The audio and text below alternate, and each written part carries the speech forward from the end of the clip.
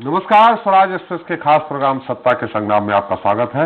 आपके साथ हूं मैं एसपी त्रिपाठी। उत्तर प्रदेश में विधानसभा चुनाव की तारीखों का ऐलान अभी नहीं हुआ है, लेकिन यहां सियासी सरगर्मियां काफी तेज हैं।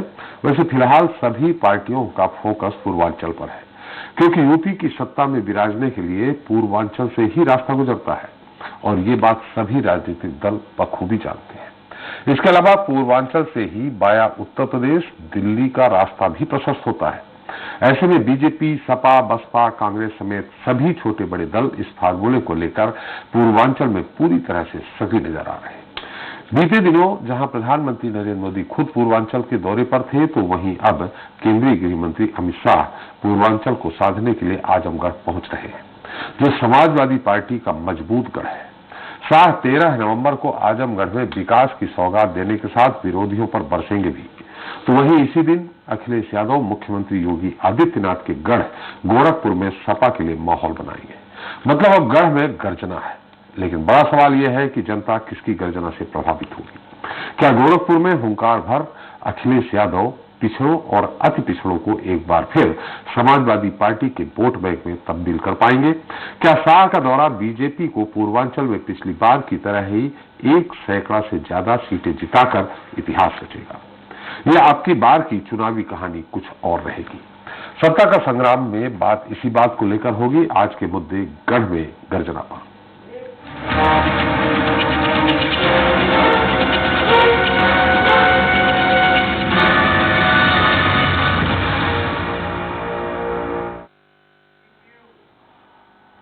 तो अमित शाह का पूर्वांचल दौरा काफी अहम माना जा रहा है। दरअसल 2017 में बीजेपी के साथ मिलकर चुनाव लड़ने वाले ओम प्रकाश राजभर ने हाल ही में सपा प्रमुख अखिलेश यादव के साथ हाथ मिलाया है। ऐसे में बीजेपी को अब पूर्वांचल में अपना समीकरण नए तरीके से बनाने हैं। लिहाजा 13 नवंबर को शाह ने सपा के गढ़ आजमगढ़ से मिशन पूर्वांचल का आगाज करने की रूपरेखा बनाई है, ताकि एक बड़ा सियासी संदेश दिया जा सके। शाह आजमगढ़ से पहले वाराणसी भी जाएंगे। दूसरी ओर अखिलेश यादव भी इसी दिन सत्ता पक्ष के खिलाफ हुंकार भरने के लिए तैयार है। इसी दिन वो क्या कुछ खास करेंगे और उनकी रणनीति क्या शाह की बिसात पर बीजेपी को मात देगी या फिर पिक्चर कुछ और होगी? चलिए इसे लेकर चर्चा शुरू करें। उसके पहले देख लेते हैं एक रिपोर्ट।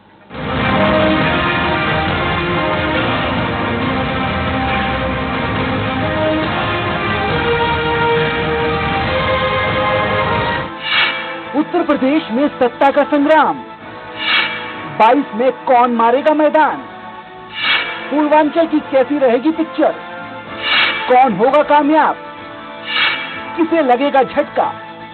जैसे जैसे वक्त गुजर रहा है, वैसे वैसे यूपी का चुनावी घमासान भी जोर पकड़ रहा है। खासकर पूर्वांचल का सियासी माहौल कुछ अलग ही है। वैसे ऐसा हो भी क्यों ना, सवाल 150 से ज्यादा सीटों का जो है। लिहाजा सभी दल पूर्वांचल में पूरी तरह से सक्रिय हैं। पूर्वांचल की सियासत को बारीकी से समझने वाले केंद्रीय गृह मंत्री अमित शाह आजमगढ़ और वाराणसी का दौरा कर यहां की सियासी नब्ज टटोलेंगे। विधानसभा चुनाव से पहले बूथ स्तर तक भाजपा कार्यकर्ताओं को सक्रिय करने के लिए अमित शाह वाराणसी में 12 नवंबर को 8 से ज्यादा बैठकें लेंगे। इसके साथ ही शाह सपा मुखिया अखिलेश यादव के संसदीय क्षेत्र आजमगढ़ में 13 नवंबर को रैली कर भाजपा के चुनावी अभियान का शंखनाद भी कर सकते हैं। दूसरी ओर समाजवादी पार्टी की विजय रथ यात्रा का तीसरा चरण 13 नवंबर से शुरू होगा। सपा की विजय यात्रा सूबे के मुख्यमंत्री योगी आदित्यनाथ के गढ़ गोरखपुर से शुरू होकर कुशीनगर में खत्म होगी। मतलब अखिलेश यादव अब सीएम योगी के गढ़ में गरजेंगे। वैसे इससे पहले ज्यादातर दलों ने उत्तर प्रदेश में अगले साल होने वाले चुनाव के लिए एक राजनीतिक अभियान की घोषणा की है। सपा अक्टूबर में ही अपना अभियान शुरू कर चुकी है। पार्टी ने समुदाय, जाति और व्यवसाय के आधार पर समाज के विभिन्न वर्गों से संबंधित यात्राओं की एक सीरीज की घोषणा की थी। बहरहाल यूपी के चुनावी घमासान में अब गढ़ में गर्जना है। ऐसे में ये देखना दिलचस्प रहेगा कि गर्जना किसकी दमदार होगी और खास तौर पर ये मतदाताओं के मन को कितना प्रभावित करेगी। लखनऊ से राघवेंद्र त्रिपाठी के साथ ब्यूरो रिपोर्ट, स्वराज एक्सप्रेस। तो चलिए गढ़ में गर्जना के मुद्दे पर अब चर्चा करते हैं, जिसके लिए हमारे साथ लखनऊ से जुड़ गए हैं बीजेपी नेता हैं दीपक सोनकर जी। दीपक जी, आपका बहुत स्वागत है। सपा नेता शिल्पी चौधरी जी हैं हमारे साथ। शिल्पी जी, आपका भी स्वागत है। कांग्रेस नेता सचिन रावत जी हैं और वरिष्ठ पत्रकार अविनाश सिंह हैं। आप दोनों का भी बहुत बहुत स्वागत है हमारे इस खास कार्यक्रम में। शिल्पी जी, आपसे ही सवाल है, गोरखपुर से अखिलेश जी 13 तारीख को गर्जना करेंगे, लेकिन पिछली गर्जना 2017 की थी, साफ थी सपा वहां, एक भी सीट नहीं मिली गोरखपुर में 9 में से। कोई बात नहीं, राजनीति तो हर बार चुनाव होंगे, हर बार लड़ा जाएगा, हर बार नई तैयारियों से लड़ा जाएगा। और पिछली बार हम कहीं शून्य थे, अगर ऐसा ही होता तो भारतीय जनता पार्टी जो कभी पूरे भारत में केवल 3 सीटों पर थी, आज प्रचंड बहुमत से 2 साल से नहीं आ रही होती। तो ये तो राजनीति 2 सीट हर बार नए तैयारी से 2 सीट, 3 नहीं 2।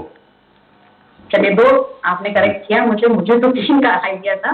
तो आप समझिए कि ये तो निरंतर राजनीति निरंतर चलती रहती है और निरंतर करनी पड़ती है। पीछे क्या हुआ उससे हमें इन बीते 5 सालों में जो कुछ हुआ उसके बाद बहुत सारे बड़े पत्रकारों तक ने ये कहा था कि अखिलेश जी को अवश्य भावी गोरखपुर जाना चाहिए, क्योंकि माननीय मुख्यमंत्री जी जो पूर्व में सांसद रहे और लंबे समय तक सांसद रहे, 4 से 5 बार वहां के सांसद रहे, बावजूद उसके जो दिमागी बुखार का वहां पे प्रकोप रहा वो उनके मुख्यमंत्री काल तक में खत्म नहीं हुआ, वो उसको भी नहीं खत्म कर पाया। और उन्होंने इतनी मजेदार सी एक बात, दुर्भाग्यपूर्ण बात मुझे कहनी चाहिए, माफ करिएगा, कि उन्होंने कहा अगस्त में तो बच्चे मरते ही हैं, अगस्त में तो बच्चे मरते ही हैं। डॉक्टर कफील जैसे एक बाल रोग विशेषज्ञ को उन्होंने जेल के सलाखों के पीछे भेज दिया और उसकी नौकरी ले ली।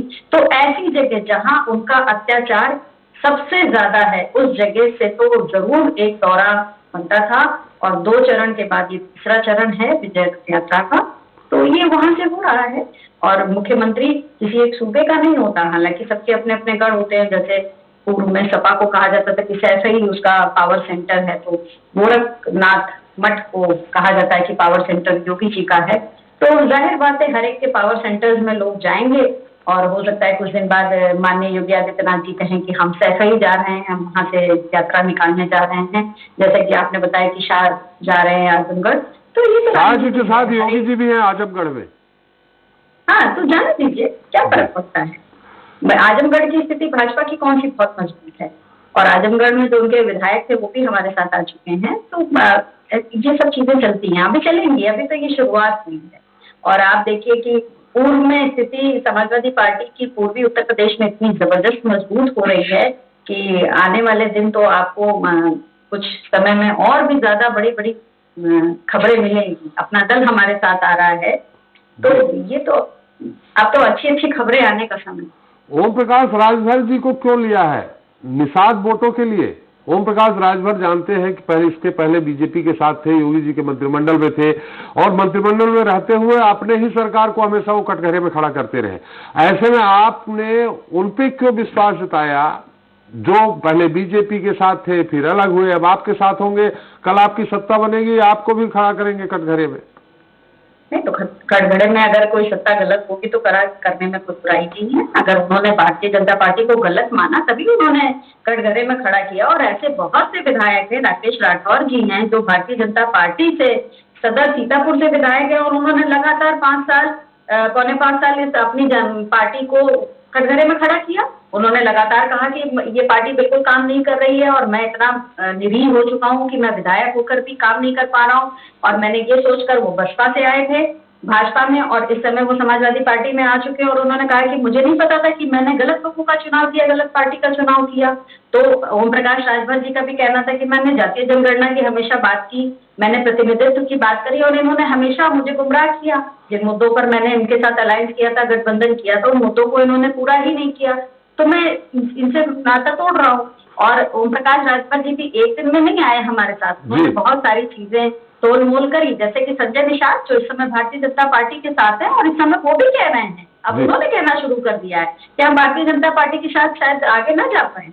अभी तो चुनाव में बहुत समय है, तो आप देखिएगा कि ये समीकरण तो बहुत तेजी से बदलेंगे। हमेशा चाणक्य सिर्फ भारतीय जनता पार्टी के पास नहीं है, और जगह भी चाणक्य हैं। और मैं तो कहूंगी कि समय का इंतजार करिए, बहुत अच्छी अच्छी खबरें मिलेंगी हमें आपको। अच्छी बात की शिल्पी जी, हमें नहीं मालूम था चाणक्य कौन है कौन नहीं, लेकिन आपकी पार्टी में चाणक्य अगर आप बता देते तो मेरा जनरल नॉलेज बढ़ जाता।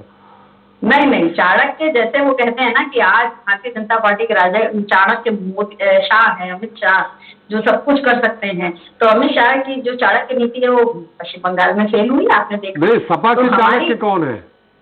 नहीं, आप कोई मान ले क्या? आप कोई मान ले क्या? नहीं, मुझसे बहुत वरिष्ठ लोग अभी हैं समाजवादी पार्टी में। निसंदेह जो लोग ये दोषारोपण करते थे कि समाजवादी पार्टी के लोग कमरों में बैठे रहते हैं, ट्विटर करते हैं, तो वो आज ये बात बताएं कि कोई पार्टी बदल कर सिर्फ समाजवादी पार्टी में लोग क्यों आ रहे हैं? बस बसपा छोड़ के लोग आ रहे हैं, भाजपा छोड़ के लोग आ रहे हैं, कांग्रेस छोड़ के लोग आ रहे हैं, वो सब सिर्फ समाजवादी पार्टी में आ रहे हैं। वो ना भाजपा के पास जा रहे हैं, ना कांग्रेस के पास जा रहे हैं, ना आम आदमी पार्टी के पास जा रहे हैं। तो कहीं ना कहीं ये चाणक्य नीति का ही कमाल है जी। ये जो कुछ आ रहा है ये सामने ही राजनीति और चाणक्य नीति है। सर दीपक जी, आपसे आजमगढ़ की बात कर लें कि गोरखपुर की? जहां की आप कहें मैं वहां की बात करूंगा। कहीं की भी कर। चलिए, गोरखपुर का तो निश्चित तौर पे आप जिस तरह शिल्पी जी ने जो परिभाषित किया है गोरखपुर के बारे में, वहां की समस्याओं को लेकर, वो तो आप उनका उत्तर देंगे ही। मेरा आजमगढ़ का सवाल है आपसे कि जब भारतीय जनता पार्टी 324 सीटें माने 115 सीटें लेती है, 164 सीटें में पूर्वांचल में, उस दौरान भी आजमगढ़ में सिर्फ आपको 1 सीट मिलती है। ऐसे में आपका प्रयास ये है कि हम आजमगढ़ में, माने कहते हैं ना शेर को उसके घर में घेर लो तो बाकी जगह सुरक्षित रहता है, तो अखिलेश जी को घेरने का प्रयास है क्या ये, कि अखिलेश जी को वहां घेरे जिससे बाकी जगह हम सुरक्षित रहें? देखिए त्रिपाठी जी, आज 2017 के बाद से जी उत्तर प्रदेश का परिदृश्य बिल्कुल बदला है जी। चाहे वो आजमगढ़ की बात हो, चाहे वो पूरे पूर्वांचल क्षेत्र की बात हो, चाहे पूरे संपूर्ण उत्तर प्रदेश की बात हो जी। लगातार विकास की लहर से जनता के साथ जुड़ने वाली भारतीय जनता पार्टी जनता के बीच में जाकर डायरेक्ट उनको योजना देने का काम, उनको विकास देने का काम किया है जी। जैसे कि आजमगढ़ का उदाहरण है कि आजमगढ़ में भी हम हाल ही में 13 तारीख को आदरणीय गृह मंत्री जी वहां पर आ रहे हैं जी। और 13 तारीख को हम लोग एक विश्वविद्यालय का भी वहां शिलान्यास करने जा रहे हैं। विश्वविद्यालय के तरफ में कि आजमगढ़ क्षेत्र के रहने वाले आसपास के छात्र जो बड़े विश्वविद्यालय के पढ़ने से वंचित रह जाते थे, उनको भी अच्छी शिक्षा प्राप्त हो सके, वो भी हायर एजुकेशन विश्वविद्यालय में पढ़ सके, इसीलिए एक विश्वविद्यालय का भी उद्घाटन किया था जी। तो पूर्वांचल हो, आजमगढ़ हो, हर जगह भारतीय जनता पार्टी का पूरा ध्यान है। और पूरे ध्यान के साथ साथ पूरे जिस तरीके से हमने 4.5 वर्षों में करके दिखाया है जी, तो एक मूलचूल परिवर्तन पूरे उत्तर प्रदेश में देखने को मिल रहा है। आप किसी भी क्षेत्र की बात को देखिए, चाहे आप स्वास्थ्य के क्षेत्र की बात करेंगे, किसी क्षेत्र के अंदर आज पूरे उत्तर प्रदेश के अंदर हर जिले के अंदर मेडिकल कॉलेजों का शिलान्यास प्रारंभ हो रहा है। पिछले साल भी दीपक जी शिल्पी जी ने गोरखपुर में ही स्वास्थ्य व्यवस्था को लेकर के सवाल खड़े किए हैं। शिल्पी जी मैं सही हूँ? बिल्कुल। दीपक गोरखपुर में भी एम्स है, गोरखपुर में भी उत्तर प्रदेश एम्स में पूरी तरीके से स्वास्थ्य की व्यवस्था ठीक है जी। वहां भी जिस तरीके से मैं कह रहा हूँ गोरखपुर हो चाहे कहीं भी हो जी, हर उत्तर प्रदेश के हर वासी की सुरक्षा की जिम्मेदारी प्रदेश की हमारी पूरी सरकार निभा रही जी जी। बेहतर व्यवस्था है शिल्पी जी को गोरखपुर में, एम्स भी है। आप अनर्गल आरोप लगा रहे हैं, ऐसा मेरा मानना है। जिस तरह दीपक जी उत्तर बेहतर व्यवस्था होती तो बीआरडी में इतने बच्चे नहीं मरते, मुख्यमंत्री जी को ये कहना ना पड़ता कि अगस्त में तो बच्चे मरते ही नहीं हैं। कोरोना काल में ऑक्सीजन की सप्लाई जो इन्होंने कहा कि बेहतर व्यवस्था है पूरे उत्तर प्रदेश में, तो कोरोना काल में कितनी मौतें हुई? सबसे ज्यादा लखनऊ में मौतें हुई, कानपुर में मौतें हुई, आगरा में मौतें हुई। आप कहते हैं बेहतर व्यवस्था है, आप कहते हैं एम्स है, पता नहीं कहाँ एम्स है। ऑक्सीजन लोगों के पास नहीं थी, शमशान घाटों पर तख्तियां नहीं थी, रेत के नीचे शव दबाए गए, गंगा मैया ने सारे शव बाहर कर दिए। उन्होंने कहा इतनी अनैतिकता हमसे बर्दाश्त नहीं हो रही है, गंगा माँ ने ये कहा। तो आप कह रहे हैं सब कुछ अच्छा है, तो सब चंगा है, तो ये समय जनता बताएगी। शिल्पी जी, दीपक जी एक मिनट आपके पास आएंगे। दीपक जी एक एक करके, दीपक जी आपसे अनुरोध है, क्या है एक एक करके अपना मत रखेंगे, जो शिल्पी जी की बात पूरी हो जाए फिर अपनी आप बात रखेंगे तो दर्शक भी सुन लेंगे। तो थोड़ा सा ये बेहतर और अच्छी डिबेट होगी अगर एक एक करके अपनी बात रखें। शिल्पी जी, आपसे सवाल यह है, जैसा आपने कोरोना की बात कही, तो मान लीजिए भाजपा की सरकार है, गैर भाजपा शासित राज्य जहां है, आप उनका आंकड़ा भी आपको मालूम होगा, महाराष्ट्र से लेके कई अन्य प्रांत जहां भाजपा, तो ये तो महामारी है, 1 सदी के बाद आई थी, किसी की समझ में नहीं है। आज भी WHO से लेके जो डॉक्टरों की स्पेशल टीम है वो भ्रमित है कि ये तीसरा वेरिएंट आएगा, किस तरह का होगा, कौन से इलाज है, रेमडेसिविर इंजेक्शन से लेकर के उसके इलाज के लिए क्या है, सब पूरी तरह से भ्रमित है। ऐसी स्थिति में तो फिर आप सिर्फ उत्तर प्रदेश को कैसे दोष दे सकती है? नहीं, सिर्फ उत्तर प्रदेश को आप ये बताइए कि कोई भी सरकार क्यों चुनी जाती? जी। शिक्षा, स्वास्थ्य सुरक्षा, जी, स्वास्थ्य महत्वपूर्ण मुद्दा है सरकार की चुनने में। अगर स्वास्थ्य पर आपने कोई काम किया होता, हालात ये थे कि कोरोना की सेकेंड वेव में जब लखनऊ में हजारों की संख्या में मौतें हुई हैं, जिन्होंने इनको सैकड़ों भी नहीं दिखाने दिया है, उस समय माननीय राष्ट्रीय अध्यक्ष समाजवादी पार्टी अखिलेश यादव जी को ये कहना पड़ा, ट्वीट करना पड़ा कि कम से कम वो जो 100 बेड का कैंसर हॉस्पिटल मैंने बनवाया था उसको खोलिए, उसको कोरोना हॉस्पिटल में तब्दील करिए, क्यों आपने ताले डाल रखे हैं? ये तो स्थिति ये है कि इन्होंने बने बनाए हॉस्पिटल्स पे ताले मार रखे हैं क्योंकि वो समाजवादी सरकार में बने थे। तो आपने जनता को दिया क्या? महामारी आती है, मैं मानती हूँ कि महामारी आई, लेकिन ऐसा नहीं है कि महामारी से निपटने के आपके पास क्यों उपाय नहीं थे? ऑक्सीजन प्लांट्स आपके पास नहीं थे, आपके पास अस्पतालों में बिस्तर नहीं थे, आप लोगों को वेंटिलेटर नहीं दे पा रहे थे। केंद्र सरकार ने इतना बड़ी पैमाने पर जो वेंटिलेटर्स की खरीदारी करी, वो वेंटिलेटर्स कहाँ गायब हो गए? आप देखिए, ज्यादातर लोग वेंटिलेटर की कमी से, ऑक्सीजन की कमी से मरे हैं। तो ऐसे में अगर आप कहें कि महामारी थी, तो महामारी तो कभी भी आ सकती है, समाजवादी पार्टी के समय में भी आ सकती है, कांग्रेस के में भी समय में भी आ सकती है, लेकिन जिस सरकार के समय में आएगी, चाहे वो कोई भी सरकार हो, सवाल तो उसी से करेंगे ना। हम पूर्व की सरकार से नहीं करेंगे या विपक्ष से नहीं करेंगे, क्योंकि जिम्मेदारी तो सरकार की थी। और इन्होंने जिन लोगों ने ऑक्सीजन के सिलेंडर्स बेचे, इन्होंने किस तरीके से उसकी राशनिंग करी, लोगों को गिरफ्तार किया, कितने लोग मरे हैं इस चीज पे, ब्लैक मार्केटिंग हुई रेमडेसिविर की। और आपको मैं बता दूं, लखनऊ में इतना बड़ा एक रैकेट मैंने पकड़वाया, मगर आज तक उस बंदे को मैंने गिरफ्तार करवाया, लेकिन उसकी इन्वेस्टिगेशन शुरू नहीं हुई है। अप्रैल का वो मामला है, जबकि 90 दिन में चार्जशीट दाखिल हो जानी चाहिए। कमिश्नर DK ठाकुर के संज्ञान में वो मामला है और आशियाना थाने से वो मामला आज तक चार्जशीट पर नहीं आ पाया है। यकीनन उस आदमी को इन्होंने पैसे लेके छोड़ दिया इनकी पुलिस ने। तो आप कहते हैं कि हम बात भी ना करें जी। किस बात की, किस व्यवस्था की ये बात कर रहे हैं कि सब कुछ बहुत अच्छा है, सब कुछ बहुत अच्छा है। अगर आज डेंगू से देखिए कि फिरोजाबाद, मथुरा, बच्चे मरना शुरू हुए, सब शहरों में, ज्यादातर शहरों में डेंगू फैल चुका है, रहस्यमय बुखार फैल चुका है। तो ये जो थर्ड वेरिएंट था कोरोना, ये वो है या डेंगू है, अभी डॉक्टर्स को ये भी नहीं पता है जी। मुझे बताइए ना कि इस समय की उत्तर प्रदेश सरकार उससे किस तरीके से निपट रही है, कितनी सक्षम है उससे निपटने में। अगर नहीं है सक्षम, तो क्या हम सवाल भी ना करें कि डेंगू इतना बड़ी चीज हो गई आपके लिए कि आप डेंगू से नहीं निपट पा रहे हैं? अगर आप डेंगू से नहीं निपट पा रहे हैं, तो आप कोरोना से कैसे निपटेंगे?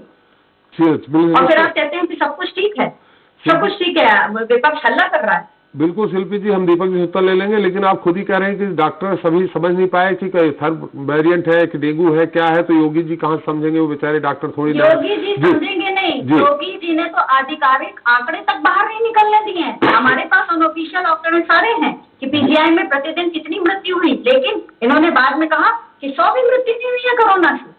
जो लाशें तैर रही थी भैंसाकुंड में, लखनऊ में, एक साथ 25-25, 30-30 लाशें हम लोगों ने जलते देखी है चिता, और जो नहीं जल पाए वो बाद में गंगा के किनारे रेत के नीचे दबे हुए मिले। क्या वो लोगों ने नहीं देखा? जिसकी वर्ल्ड वाइड फोटोज गई हैं, उत्तर प्रदेश की कितनी बदनामी हुई है, वो नहीं देखा क्या आपने? कोई मीडिया अगर कहते कि मैंने नहीं देखा, तो मैं नहीं मान सकती। टाइम्स ने उसको छाप दिया था, टाइम्स के फ्रंट पेज पर वो छपी थी फोटो कि किस तरीके से कोरोना सेकेंड वेव में ये उत्तर प्रदेश की तस्वीर है। चलिए अब जी व्यवस्था की बात करते हैं। दीपक जी उत्तर दीजिए, फिर हम सचिन जी के पास कांग्रेस की बात कर लेते हैं। दीपक जी, आप शिल्पी जी जब अपना मत दे रहे थे, तो आप कुछ कहना चाह रहे थे बीच में। देखिए, मैं त्रिपाठी जी बताना चाहता हूँ जी, शिल्पी जी बता रही है कोरोना काल में किस तरीके से ऑक्सीजन किसी इतनी बड़ी महामारी के साथ में जी जिस तरीके से प्रदेश सरकार ने इस महामारी के साथ कंट्रोल किया और लोगों के साथ जनता का भी मैं पूरा सहयोग मांगता हूं कि जितने पूरा सहयोग उन लोगों ने किया और कहीं भी किसी प्रकार की ऑक्सीजन की कमी नहीं थी, कहीं भी किसी प्रकार की बेड की कमी नहीं थी, कहीं भी किसी प्रकार की वेंटिलेटर की कमी नहीं थी। जी बड़े बड़े हॉस्पिटलों में, बड़े बड़े मेडिकल कॉलेजों में, जहां भी बड़े बड़े सेंटरों पर भी हमने 100 बेड 200 बेड माने जहां भी जिस तरीके से हम मरीज को पहुंचा करके उसको शस्त्र विभाग कराने के लिए मैंने होम क्वारंटाइन करके भी उसको दवाई पहुंचाने की व्यवस्था भी हमने करी। दूसरा कि जिस तरीके से कोरोना काल के अंदर भारतीय जनता पार्टी दीपक जी बेड की कमी को थोड़ा स्वीकार कर लीजिए, क्योंकि देखिए आपको भी नहीं मालूम था, किसी प्रदेश की सरकार के मुख्यमंत्री ने इसका आकलन नहीं किया था कि इस तरह से ये सेकंड वेव स्थिति खतरनाक होगी। तो बेड की कमी को थोड़ा स्वीकार कर लीजिए, बाकी हम मान लेते हैं आपकी सारी चीजें कि सरकार ने पूरी तरह से जितना संभव था पूरे प्रयास किए हैं। जी बेड की कमी भी कोई ठीक है, आप कह रहे हैं कि थोड़ा जहां, मगर उसको भी पूरा करने का प्रयास किया गया जी, लगातार जहां जिस जिले में जिस तरीके से रहा उसको पूरा करने का प्रयास किया जी जी। दूसरा, जिस तरीके से कोरोना काल के अंदर भारतीय जनता पार्टी के एक एक कार्यकर्ता जनता के बीच में जाकर के करोड़ों परिवारों को भोजन पहुंचाने का काम करा, करोड़ों परिवारों तक दवाई पहुंचाने का काम करा, करोड़ों परिवार तक सैनिटाइजर मास्क ऐसे बने। इस भयानक बीमारी में भी भारतीय जनता पार्टी के कार्यकर्ता अपने स्वास्थ्य की चिंता न करके उस जनता के बीच में जाकर के काम किया। दूसरा, मैं आपसे माननीय शिल्पी जी से भी पूछना चाहता हूं कि आप अब जब चुनाव आते ही अब जनता के बीच में दिखाई देते हैं, चुनाव आते ही अब जनता के हित की बात करते हैं। 3.5 साल कहां थे? कोरोना काल के समय आप कहां थे? कोरोना काल के समय आप अपना एक भी सेवा कार्य का बात बता दीजिए कि हाँ हमने जनता के साथ बीच जाकर के इतने सैनिटाइजरों का काम किया, हमने इतने लोगों को भोजन का काम किया। सेवा भाव भारतीय जनता पार्टी ने कोरोना काल के अंदर दिखाया। और मैं आपको एक और उदाहरण से पार्टी बताना चाहता हूं, भारतीय जनता पार्टी ने 100 करोड़ वैक्सीनेशन का लक्ष्य लिया। आज जो हमारा कोरोना महामारी से हम सब लोग किस तरह से सुरक्षित है, भगवान करे आगे भी हम सब लोग सुरक्षित रहे, इस महामारी से बचे रहे। भारतीय जनता पार्टी ने 100 करोड़ वैक्सीन लगाने का लक्ष्य दिसंबर तक पूरा करने का लक्ष्य लिया, मगर दिसंबर से 2 महीने पहले ही हमने 100 करोड़ वैक्सीन लगा दी गई। उसके बाद उत्तर प्रदेश के अंदर 13 करोड़ लोगों को वैक्सीनेशन कर चुके हैं और हम लोग अभियान लेकर के घर घर जाकर के जो भी वैक्सीन से बचा हुआ है, शायद मुझे लगता है शिल्पी जी जानती होंगी, जिन्होंने वैक्सीन नहीं लगवाई है वो अच्छे से बता पाएंगी। तो हमने तो हर जगह जाकर के वैक्सीन लगवाई है और मैं आप चिंता न करें, मैं भारतीय जनता पार्टी की वैक्सीन नहीं लगवाऊंगी। उसके जितने रिपरकशंस हो रहे हैं और जितने साइड इफेक्ट्स हो रहे हैं, मेरे फादर को पैरालिसिस हो गया इस भारतीय जनता पार्टी की कोरोना वैक्सीन जिसके ह्यूमन ट्रायल्स पूरे नहीं हुए थे। आप लोग क्या बात करते हैं कि वैक्सीन लगवा ली जाए? आप उनकी जिम्मेदारी लेंगे कि जो लोग क्रिटिकली इल पड़े हैं उसके बाद। शिल्पी जी, भाजपा के किसी वैज्ञानिक ने थोड़ी उसको बनाया है कोवैक्सीन को। कोवैक्सीन न लगवाइए, कोविशील्ड तो लगवा लीजिए। पार्टी जी, कोरोना वैक्सीन के ह्यूमन ट्रायल्स पूरे नहीं हुए हैं, क्या आप समझ लीजिए। उन कंपनीज ने कह रखा है कि हमारी कोई जिम्मेदारी नहीं हुई। इसके बाद लोगों की डेथ हुई है हार्ट अटैक से। मेरे अपने फादर पैरालाइज हो चुके हैं, मेरे अपने न जाने कितने जानने वालों की जान गई है और कितने लोग इसके पहले वैक्सीनेशन के दिन से जिनको जब उनको पहली डोज लगी है उस दिन से, मैं लोगों का नाम बता देती हूँ, आप जाइए देखिए कि वो लोग बिस्तर पे पड़े हुए हैं। तो ये इनकी एरर है, ये लोगों को मार रहे हैं। ये कोविशील्ड थोड़ी है, कोविशील्ड क्यों नहीं है? एजेंडा है कोविशील्ड और कोवैक्सीन दोनों का वही हाल है, दोनों का वही हाल है। कोविशील्ड तो बाहर की है, लंदन की कंपनी है। लंदन अभी चला गया है, वो अभी चला गया है। नहीं, वो पूना में थी, लेकिन कोविशील्ड फार्मूला तो लंदन का है मैडम। कोवैक्सीन फार्मूला यहाँ से तैयार हुआ है। दीजिए, ये थर्ड वर्ल्ड ऑर्डर है, ये जनसंख्या नियंत्रण है और ये भारतीय जनता पार्टी का षड्यंत्र है। हम लोग जो झेल रहे हैं हम बिल्कुल नहीं लगवाएंगे। आप इम्पोर्ट करा दीजिए। जब आप थर्ड वेव अमेरिका में आ चुकी है, चाइना में आ चुकी है, तो ये क्या कर रहे हैं? इनके पास कुछ नहीं है। अगर आज हम लोग मर भी जाएंगे इनके पास बचाने के लिए न वैक्सीन है न पलंग। चलिए शिल्पी जी, दीपक जी, भरोसे पे जाया जाए। चलिए, मुद्दा कहीं और था, हम लोग कोरोना और वैक्सीन में चले गए। सचिन जी, आजमगढ़ और गोरखपुर की आज बात हो रही है, अपने को खोने को कुछ नहीं है। कांग्रेस जी, जो मिलेगा मिलेगा। सचिन जी, नहीं मिला नहीं मिला, संतोष है। मेरी आवाज आ रही है आपको?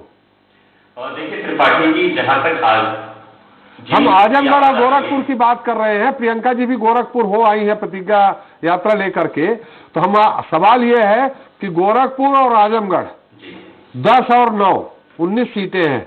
अपने को खोने को कुछ नहीं है, क्योंकि हमको इसके पहले कभी मिली नहीं थी, पर बहुत पहले की बात नहीं कर रहे।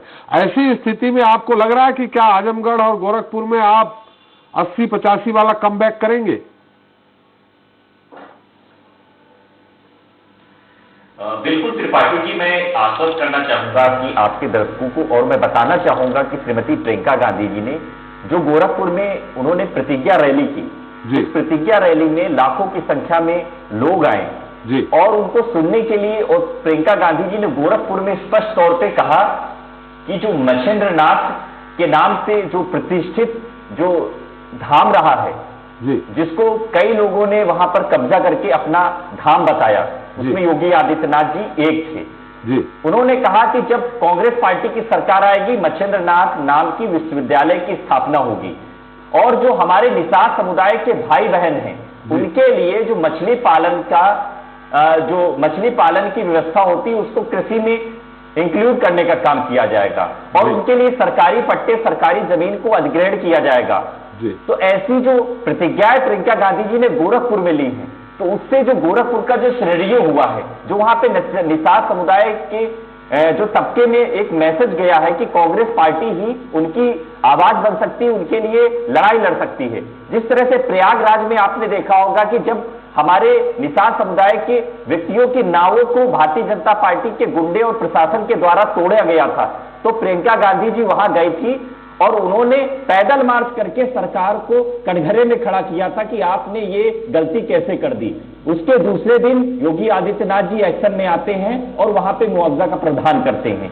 तो मैं वही बात बताना चाहूंगा आजमगढ़ के प्रारूप में, जब आजमगढ़ में जिस तरह से भारतीय जनता पार्टी के गुंडे जो प्रशासन के रूप में काम करने के लिए वहां पे हुआ और वहां पे प्रधानों के घर ढाए गए, कुछ विशेष समुदाय के व्यक्तियों के घर को कब्जाया गया, वहां तोड़ा गया, तो कौन गया? श्रीमती प्रियंका गांधी जी, उनके हक और हुकूक की लड़ाई लड़ने।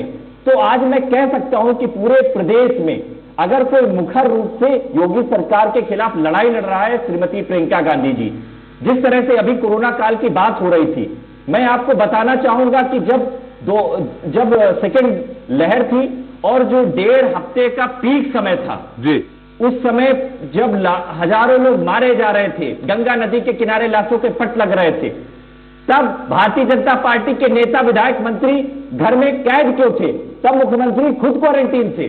तब कौन नजर आया था? श्रीमती प्रियंका गांधी जी, प्रदेश अध्यक्ष अजय कुमार लल्लू, और जो प्रत्येक कांग्रेस का कार्यकर्ता, उन्होंने ऑक्सीजन की व्यवस्था कराई। छत्तीसगढ़ से ऑक्सीजन के टैंकर मंगवाए और यहां पे ऑक्सीजन की व्यवस्था कराई। हम लोगों ने मेडिसिन की व्यवस्था कराई, और यहां दीपक सोनकर जी अपनी पार्टी की वाहवाही गिना रहे थे। मैं तो पूछना चाहता हूं कि योगी आदित्यनाथ जी ने उस समय क्यों मदद नहीं की? क्यों उत्तर प्रदेश को अपने हाल पे छोड़ दिया था? मुझे एक कहावत याद आती है त्रिपाठी जी कि योगी आदित्यनाथ जी की भाषा और दीपक सोनकर जी जो यह वाहवाही कह रहे हैं, उस पे एक लाइन याद आती है कि वो झूठ बोलते रहे बड़े सलीके से, उत्तर प्रदेश की जनता एतबार ना करती तो क्या करती। लेकिन अब उत्तर प्रदेश की जनता ने डाटा बना लिया है। जिस तरह से संकल्प पत्र का एक दावा और वादा नहीं पूरा किया भारतीय जनता पार्टी ने, लेकिन अब जनता तैयार बैठी है भारतीय जनता पार्टी को बदलने के लिए। और श्रीमती प्रियंका गांधी जी ने उत्तर प्रदेश के प्रारूप में जो प्रतिज्ञा ली है, उस प्रतिज्ञाओं में महिलाओं की सशक्तिकरण की बात की है, 40% भागीदारी सुनिश्चित की है टिकट में। उन्होंने कहा कि जब हमारी सरकार आएगी, हम लोग सरकारी बसों में जो महिलाएं यात्रा करेंगे उनके लिए सरकारी छूट देंगे, उनकी निःशुल्क यात्रा होगी। और जो 20 लाख नौकरी का प्रावधान होगा, उसमें 40% महिलाएं हिस्सेदारी करेंगी। तो आज मैं कह सकता हूं कि हमने विजन बिल्कुल स्पष्ट कर दिया उत्तर प्रदेश के प्रारूप में। चलिए, और वो विजन महिलाओं दो सवाल है यहाँ। सचिन जी, 2 सवाल है किसानों की। सचिन जी 2 सवाल है यहाँ।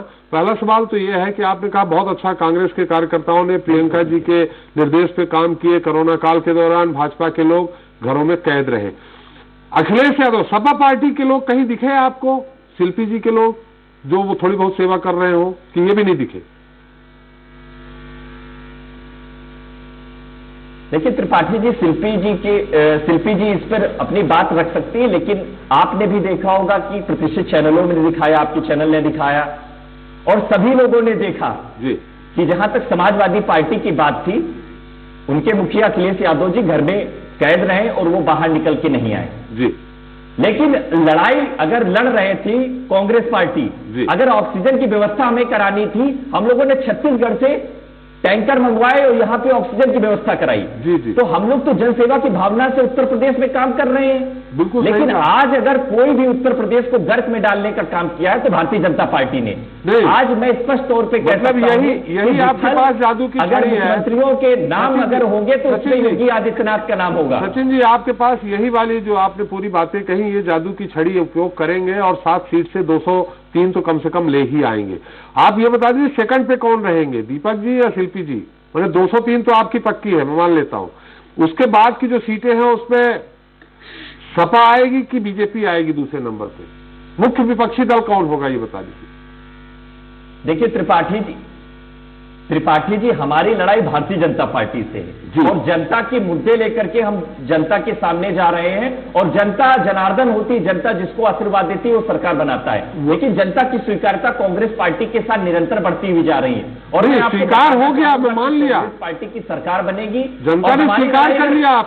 हमारी लड़ाई भारतीय जनता पार्टी से, मतलब शिल्पी जी तीसरे पे रहेंगे, कह रहा हूं कि हमारी लड़ाई भारतीय जनता पार्टी से और भारतीय जनता पार्टी रहेगी। वो किस स्थान पे रहेगी?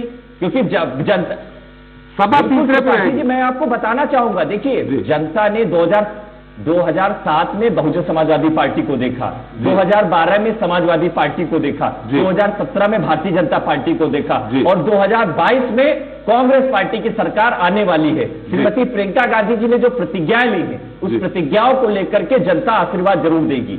90 के पहले आपको कई बार देखा। बिल्कुल बिल्कुल त्रिपाठी जी, 90 की जहां तक बात कह रहे हैं आप, 90 की मैं बात आपको बताना चाहूंगा। उस दशक में कांग्रेस पार्टी की सरकार रही, 89 के बाद में हमारी सरकार गई, लेकिन जिस तरह से और लोगों ने यहाँ पे सरकारें बनाई, उत्तर प्रदेश को लूटा घसूटा, गर्क में डाल दिया। ये जो तीनों पार्टियां हैं ये चोर चोर मौसेरे भाई हैं। इन लोगों ने सिर्फ और सिर्फ उत्तर प्रदेश को लूटने का काम नहीं किया, उत्तर प्रदेश के युवाओं को छलने का काम किया। आज उत्तर प्रदेश में सबसे ज्यादा आबादी किसी की है तो युवाओं की है। युवाओं के लिए क्या किया? भारतीय जनता पार्टी ने लूटा, ये तो बताना पड़ेगा। बसपा ने भी लूटा ना की सरकार आई, मायावती, बिल्कुल बसपा ने समझौता क्यों किया था? बसपा ने घोटाला किया, समझौता बसपा से क्यों किया? 100 सीट मात्र लेकर के शिल्पी जी की पार्टी से समझौता क्यों किया पिछली बार आपने? देखिए बहुजन समाजवादी पार्टी के साथ में कांग्रेस का यहां पे अलायंस नहीं हुआ 2007 के बाद, ना 7 से पहले, और लेकिन समाजवादी पार्टी के साथ अलायंस जरूर हुआ था। लेकिन मैं समझता हूं सबसे पहला अलायंस कांग्रेस ने उत्तर प्रदेश में बहुजन समाज पार्टी के साथ ही किया। 100 सीट लिए थे आप उस दौरान और वही कारण था कि 100 सीटों, बाकी सीटों पे आपका बीज समझते होंगे ना, बीज ही खत्म हो गया। बिल्कुल बिल्कुल त्रिपाठी जी, मैं वही बताना चाह रहा हूं कि जो अलायंस ने हमें डेंट किया है, आज हम लोग मुखर होकर के जब भारतीय जनता पार्टी से लड़ाई लड़ रहे हैं तो विपक्षी दल बौखला गए, उनको डर लग गया कि कांग्रेस पार्टी स्ट्रांग रूप में उत्तर प्रदेश की सरकार से लड़ाई लड़ रही है और उत्तर प्रदेश की जनता इनको स्वीकार रही है। तो आज मैं कहना चाहूंगा कि अगर हम लोग काम करेंगे, हम लोग आगे बढ़ेंगे तो इससे जनता के जो मुद्दे हैं उसको आगे उठा के लेंगे।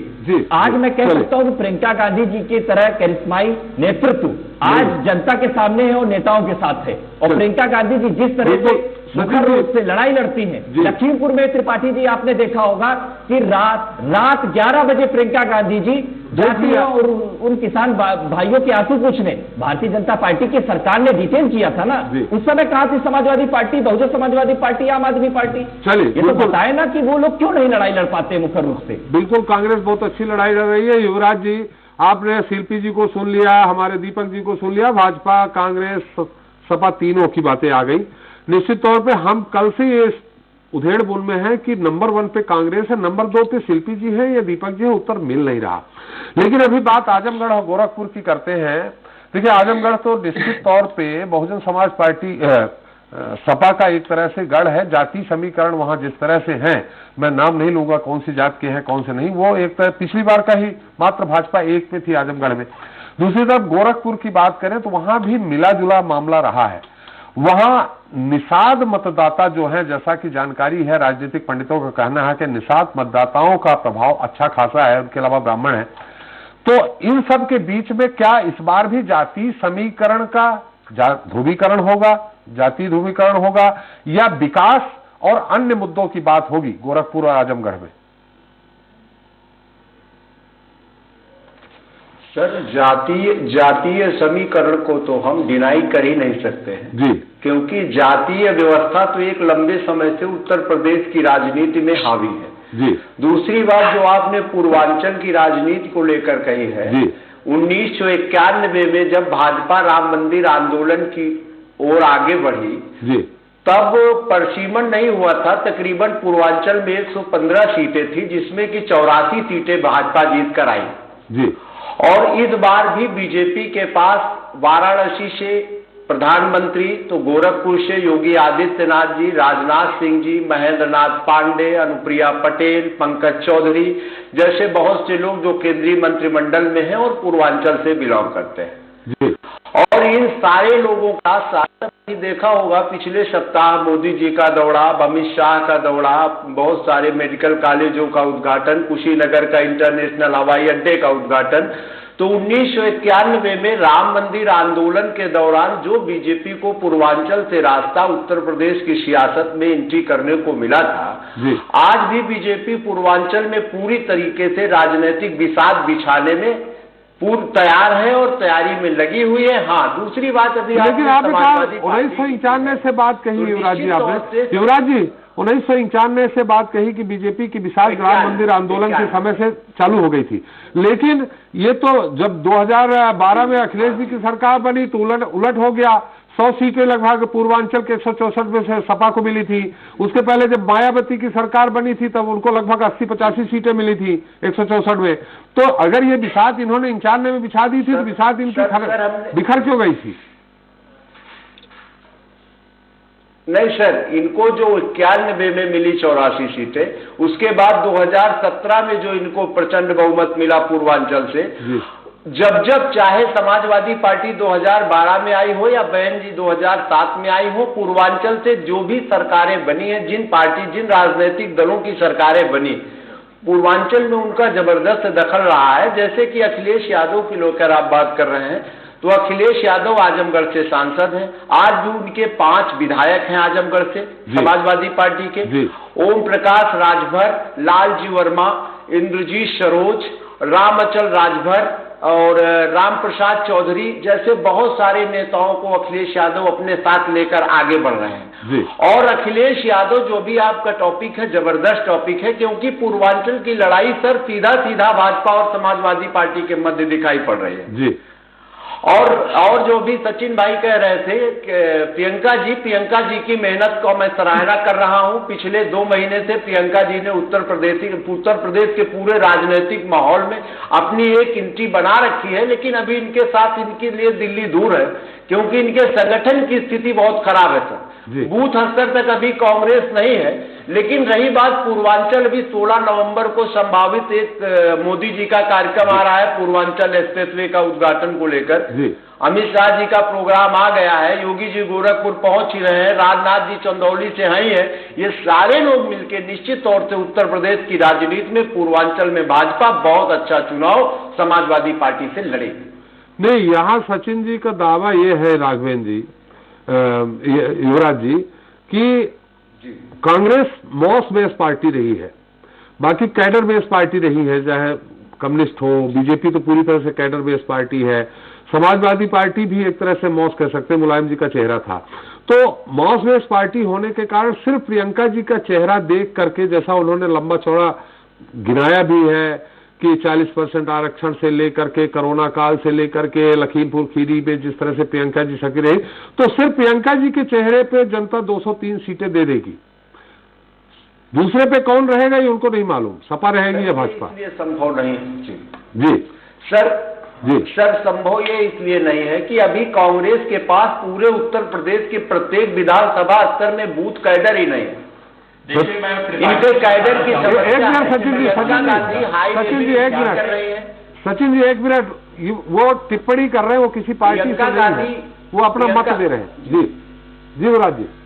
नहीं मैं वही बता रहा Priyanka Gandhi sir high level meeting कर रही हैं और उन्होंने काफी सारी कंपनियों को लेकर हाईजेक कर रखा है, सोशल मीडिया से लेकर सारे प्लान्स उनके तैयार हो रहे हैं और बूथ स्तर तक जाने का प्रयास है, लेकिन समय बहुत कम है सर।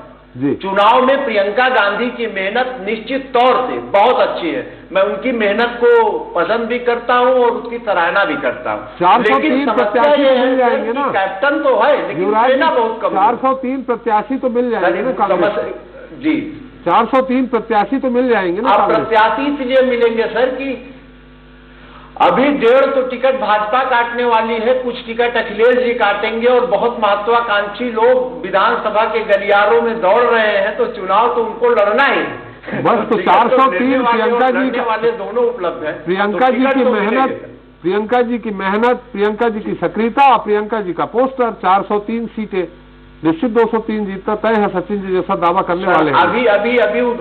अभी पीसी उत्तर प्रदेश कांग्रेस कार्यालय का पूरा कायाकल्प, पूरा वहां का आईटी सेक्टर, सारा सिस्टम, फर्नीचर, स्ट्रक्चर सब कुछ प्रियंका जी ने बदल दिया।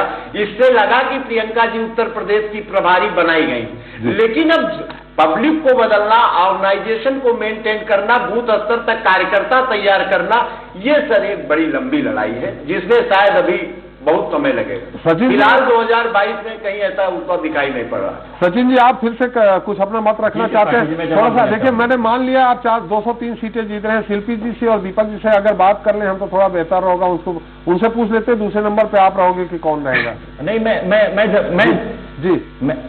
मैं जवाब दे दूंगा। युवराज जी की एक बात का जवाब है, मैं दे दूंगा 30 सेकंड में। जी जी, अगर शायराना अंदाज में देंगे तो थोड़ा अच्छा लगेगा। जहां तक संगठन की बात, शायराना अंदाज में देंगे तो अच्छा लगेगा। मैं उस पर भी बात कर लूंगा, लेकिन मैं तो युवराज सिंह जी की बात एक बताना चाहूंगा कि आपने संगठन की बात की। प्रियंका गांधी जी ने गोरखपुर में स्पष्ट तौर पे कहा कि जो आप ये भीड़ देख रहे हैं, जो हमने न्याय स्तर से लेकर के प्रदेश स्तर पर स्ट्रक्चर तैयार किया, ये वो भीड़ में तब्दील होकर के नजर आई। जिस तरह से न्याय पंचायत पे, बूथ स्तर पे, प्रदेश लेवल पे जो हमारा संगठन स्ट्रक्चर तैयार हुआ, आज उस संगठन की लगातार रिपोर्टिंग है और रिपोर्टिंग के माध्यम से जिस तरह से लाखों की संख्या में भीड़ आ रही है, तो आज मैं कहना चाहूंगा कि कांग्रेस पार्टी की स्वीकार्यता के साथ निरंतर बढ़ती हुई जा रही है। आप एक पार्टी का पक्ष मत रखिए। मैं तो यही कहना चाहूंगा, देखिए क्या है, 2017 के समय भारतीय जनता पार्टी को अंदाजा नहीं था कि 324 सीट ले आएगी।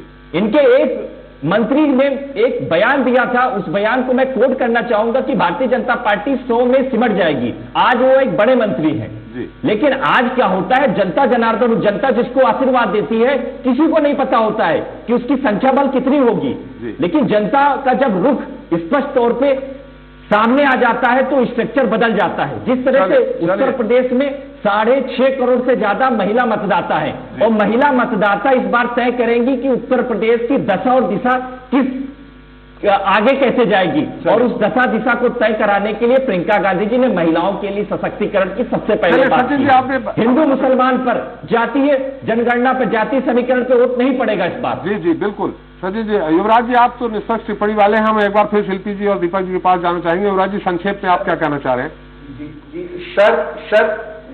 जी सर, प्रियंका जी का एक बड़ा कार्ड है 40% महिलाओं के आरक्षण का। लेकिन आज भी स्थिति इतनी, लोकतांत्रिक जागरूकता में हम लोग इतना पीछे हैं कि प्रधान यदि महिला सीट होती है तो प्रधान का काम प्रधानपति करता है। ब्लॉक प्रमुख महिला है तो ऐसा नहीं है, ऐसा नहीं, हमारी शिल्पी जी को मंत्री बनाइए, वो मोदी करेंगे करके चले।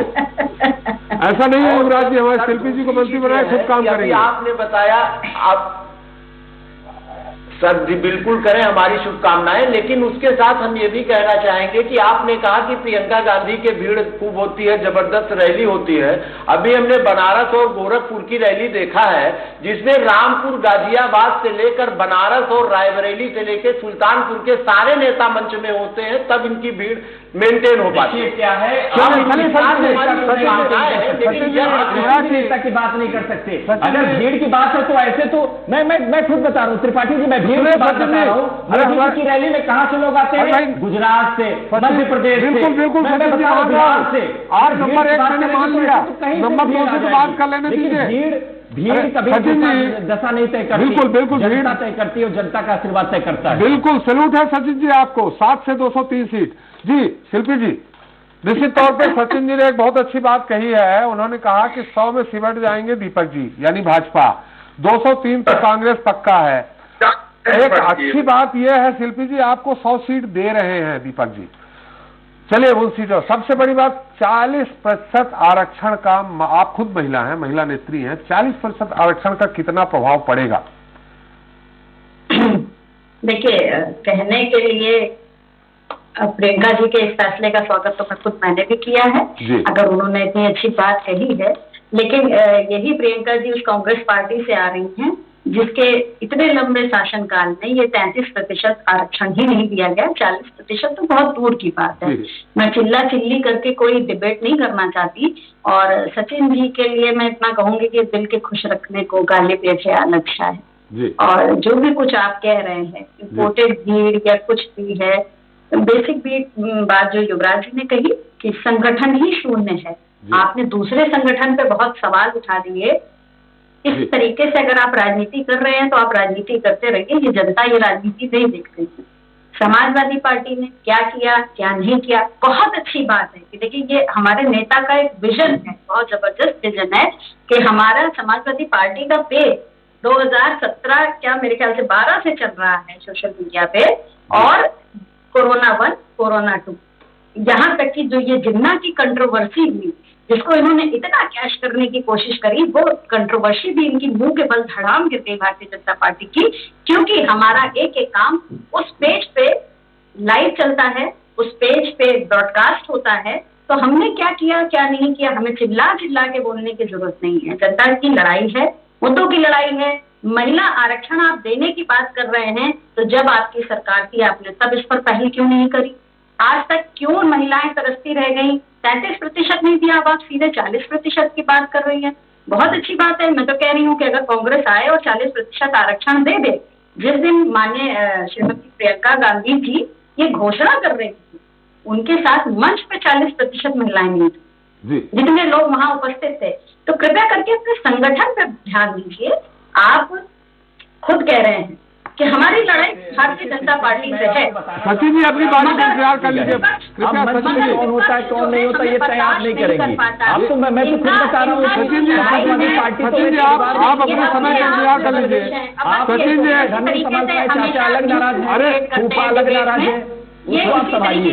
देखिए क्या है, सचिन जी समाज को सबसे ज्यादा डर लग रहा है। सचिन जी जब आप अपनी बात रख रहे थे शिल्पी जी, कांग्रेस पार्टी का स्टैंड बिल्कुल क्लियर। सचिन जी देखिए ऐसा नहीं, यहाँ पे अनगर, अरे देखिए सचिन जी एक मिनट, आपको पर्याप्त समय दिया मैंने। आप जब अपनी बात रखे, शिल्पी जी सुन रही थी, दीपक जी सुन रहे थे, कृपया अतिक्रमण ना करें। अतिक्रमण करें तो सीटों में करें, ज्यादा से ज्यादा सीटें जीते। जी शिल्पी जी। तो वही मैं कह रही थी, दूसरे के संगठन पे तो उंगली वो उठाए। मैंने यहाँ बैठ करके ना इनके संगठन पे उंगली उठाई न किसी के, क्योंकि हम जनता के बीच में हैं, हम जनता के बीच में मुद्दे लेके जा रहे हैं, हम अपना काम कर रहे हैं। ये करने से चिल्लाने से कुछ नहीं होगा। आप खुद कह रहे हैं 89 से कांग्रेस सिमटी हुई है, फिर भी आपका जो कॉन्फिडेंस है, बल्कि इसको कहूंगी ओवर कॉन्फिडेंस, को इतना ज्यादा है कि आपको लग रहा है कि आप बहुमत की सरकार लेके आ रहे हैं। आपको लग रहा है कि अरे समाजवादी पार्टी, लड़ाई इनकी भाजपा से है लेकिन लड़ाई सबसे ज्यादा समाजवादी पार्टी से है। आप खुद देखिए। तो ऐसे लोग किस तरीके से भारतीय जनता पार्टी को चैलेंज कर रहे हैं। मुझे लग रहा है दीपक जी बैठ के हंस रहे होंगे कि इनकी लड़ाई आपस में ही हो जाएगी, हमें तो कुछ करने की जरूरत ही नहीं है। तो ये विजन ही नहीं है जिस पार्टी के पास, वो विधानसभा चुनाव लड़ेगी, वो विधानसभा चुनाव लड़ेगी भारतीय जनता पार्टी के खिलाफ। पहले विजन तो लाइए महोदय। आपकी लड़ाई किससे है और आप लड़ किससे रहे हैं? और पूरे टीवी पे हमारा सबके विजन सामने आप क्लियर है त्रिपाठी जी, हमारा विजन क्लियर है। उस विजन को प्रियंका गांधी जी ने बता दिया उत्तर प्रदेश के लिए। आपका विजन क्या था? 2012 से लेकर के 17 तक उत्तर प्रदेश को क्यों लूटा आपने? रिवरफ्रंट घोटाला हुआ, एक्सप्रेस घोटाला हुआ, जंगल राज, एक विशेष जाति के लोग थाना अध्यक्ष बने थे, ये सब आपके कार्यकाल में हो चुका है। अब उत्तर प्रदेश का युवा जाग चुका है। अब उत्तर प्रदेश में यहाँ बरगलाने को नहीं मिलेगा। आप मत करिए, आप मत करिए। हमारी तो लड़ाई भारतीय जनता पार्टी से, हम तो भारतीय जनता पार्टी से लड़ाई लड़ रहे हैं। हमारी तो लड़ाई सीधे योगी आदित्यनाथ जी भारतीय जनता पार्टी से। अरे सचिन जी, एक मिनट हम इंतजार करिए। समाजवादी पार्टी की बात नहीं करना चाहते हैं। सचिन जी, आपसे अनुरोध है हमारा, सचिन जी अनुरोध है, शिल्पी जी भी हैं, दीपक जी भी हैं, हम इस चैनल में स्वच्छ बहस करवाते हैं, करते हैं और चाहते भी है, जनता भी चाहती है। अन्य चैनलों की बात आप भी चिल्लाएं, मैडम भी चिल्ला रही हैं, दीपक जी भी चिल्ला रहे हैं, किसी को कोई सुनाई नहीं पड़ रहा। मैं इसीलिए पर्याप्त पूरा मौका देता हूं, 10 से 12 मिनट एक को मौका देता हूं। आपको पूरा मौका दिया, आपने 10-12 मिनट में आपने पूरा प्रियंका जी का जितना पुराण था सब आपने सुना दिया हमें जनता को। अब इंतजार तो कर लीजिए, सामने वाले की बात आने दीजिए। मैंने मान लिया कि मॉस बेस पार्टी है आपकी, प्रियंका जी के चेहरे पे वोट देंगे लोग, संगठन हो या ना हो, बूथ लेवल तक हो या ना हो, आपके वोट देंगे। जी शिल्पी जी, संक्षेप में जी। अब आप वही मैं कह रही जी थी, युवराज जी बनाए आपका काश अखिलेश जी भी ये सोचते कहीं 40% आरक्षण का। नहीं, अखिलेश जी ने तो देखिए कहा, जो एमवाई फैक्टर हमारी पार्टी ने कहा है कि एमवाई फैक्टर जिस नाम पे, जैसे अभी देखिए इन्होंने क्या कहा कि कास्ट, आपके यहाँ कास्ट की एक बैरिकेटिंग बना दी गई, ये इनका विचारधारा है। हमारे यहाँ जो एमवाई फैक्टर है, अखिलेश यादव जी ने कहा है कि महिला और युवा, और जितना हमारे संगठन में इस समय आप देखें जितने पद हैं, ज्यादातर महत्वपूर्ण पदों पर महिलाओं को बैठाया गया है। तो और बाकी तो भविष्य तय करेगा। टिकट में भी हो जाता, टिकट में भी हो जाता। तो टिकट के तो अभी प्रोसीजर शुरू भी नहीं हुआ है, हमने आवेदन मांगे हैं, अभी इंटरव्यूज होंगे, जमीनी सबके सर्वे चल रहे हैं। यहाँ तक कि कल बहुत ही अंदर की बात है, फिर भी मैं बता दूं कि सेक्टर प्रभारियों तक से पूछा गया है कि आपके क्षेत्र के किस कैंडिडेट को आप चाहते हैं। अब आप बताइए कि ये संगठन पे काम होता है, तो जहाँ संगठन होगा वही तो काम होगा ना। तो महिला और युवा हमारी पार्टी लेकर चल रही है, 2022 में हम महिला और युवा को लेकर चलना है। तो जाहिर बात है कि बिल्कुल महिलाओं को टिकट ज्यादा मिलेंगे, 40% मिलते हैं या 33 मिलते हैं, ये तो समय बताएगा, लेकिन मिलेंगे। चलिए दीपक जी, खैर गोरखपुर आजमगढ़ की बात करने चले थे, हम संपूर्ण मध्य प्रदेश की पूर्वांचल की बात करने लगे, लेकिन गोरखपुर में जिस तरह से शिल्पी जी, गोरखपुर में कानून व्यवस्था को लेकर के भी एक बड़ा मुद्दा सामने आया था। इन सब मुद्दों को लेकर के जो पिछड़ा आपने इतिहास है उसको दोहरा पाएंगे क्या? सफाया बाकी पार्टियों का 9 सीटों में।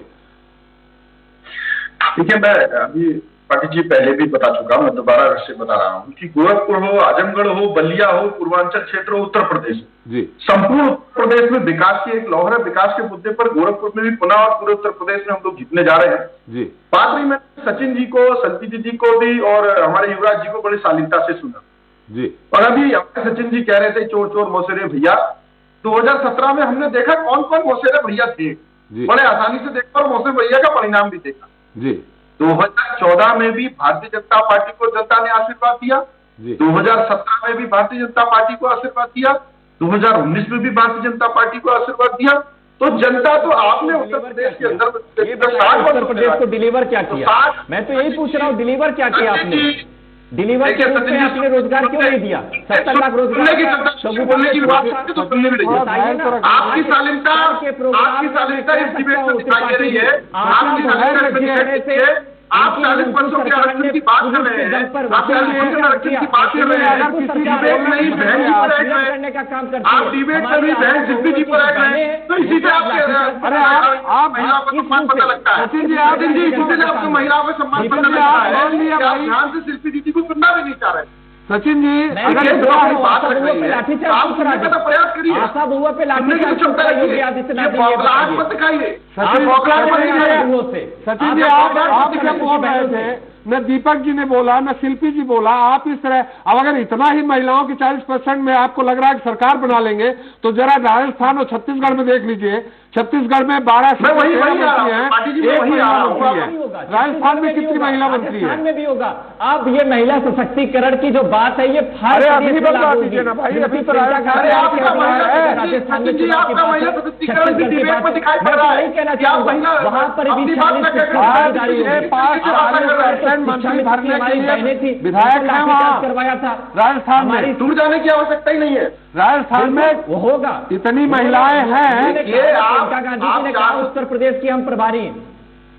सचिन जी, आप राजस्थान में 403 सीटों की बात कर रहे हैं, क्या आपके पास 403 प्रत्याशी हैं क्या? चलिए, ये जो आपने त्रिपाठी जी दस ये आपको चिंता करने की दस जरूरत सेकंड। नहीं। आप ये जिस बताइए, तरीके से आप ये आपने बताइए प्रतिज्ञा की बात करी 403 है, विधायक जिस जनता तरीके के से सामने फ्री कैसे टेक्नोलॉजी जाएंगे? आप जनता को काला दिखाने चेहरा का काम लेकर कर के ये रहे बताइए हैं, आप जिस तरीके से आप 403 जनता को विधायक भगाने का काम कर जनता रहे के हैं, सामने जिस कैसे तरीके से आपने चेहरा 60 लेके? सालों से पूरे उस काले देश को, चेहरे पूरे पे पता प्रदेश क्या को लिखा है? भ्रष्टाचार, उस काले गुंडाराज चेहरे पे से लिखा करने का है, काम किया। उस काले आज चेहरे वही पे पता प्रदेश क्या बदल लिखा है? के दिखा रहा है, आपको भ्रष्टाचार, खुशी लग रही है? विफल कानून व्यवस्था, सचिन जी, ये बौखलाहट मत समस्या, दिखाइए। बेरोजगार युवा, सचिन जी, ये सब लिखा है सचिन आपके जी, विधायक बड़े के भाई, काले चेहरे पे। सचिन भाई, मत करिए दीपक जी, सचिन भाई, जनता बड़ी जवाब देगी। प्राथमिकता से मैंने आपको सुना, आप भी कृपया सुनिए। ये बौखलाहट, ये मैं जान रहा हूँ, अब मैं जान रहा हूँ कि हाँ उत्तर प्रदेश से आपका सुपड़ा साफ है, इसलिए ये बौखलाहट डिबेट पे दिखाई दे रही है। चलिए दीपक जी, एक मैं फायदा यही महिलाओं को हो बताना चाह रहा जाएगा। हूं, आप लोग किस चेहरे से जाएंगे जनता के सामने? चलिए सचिन जी, एक काम कर दीजिए, डिबेट हमारा समय समाप्त हो रहा है। राजस्थान और छत्तीसगढ़ में जो महिला विधायक है उनको सम्मान दिलवा दीजिए। 40% आरक्षण न सही क्यों नहीं दे रहे? राजस्थान में, छत्तीसगढ़ में सम्मान क्यों नहीं दे रहे हैं? बिल्कुल सही बात है। जी, तो वहां अभी आरक्षण तो मैसेज बहुत अच्छा देखिए, जाएगा। मैं बता रहा हूं, प्रियंका गांधी जी ने